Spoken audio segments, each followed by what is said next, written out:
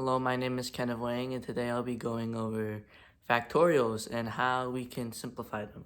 Okay. So, if you don't know what a factorial is when when you have the number in front of the factorial. By the way, symbol for factorial is an exclamation mark. So remember that. It's when you multiply all the numbers that come before the coefficient to the factorial from 0, okay? So, excluding 0.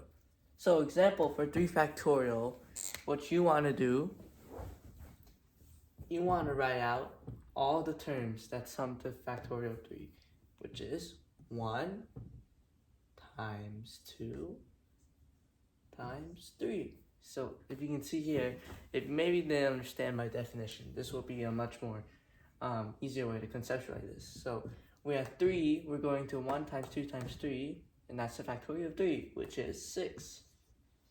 And now for the factorial 5, it'll be just the same thing. It'll be 1 times 2 times 3 times 4 times 5. And we can multiply it all out. Well, we already know 1 times 2 times 3 is 6, so we don't have to get that out. So 6 times 4, that's 24, and 24 times 5, that's 120. And if you can't do that ahead, you can always plug it into your calculator. And by the way, there is a function on your calculator that has the factorial button, but it's probably somewhere in the second function if you want to find that. So, putting this into context now, if we want to, let's say we have a problem, let me write one out. Let's say factorial 5 is equal to 2, let's see, 24 x squared times 60. So, factorial 5, we already know that from my previous work, it's 120.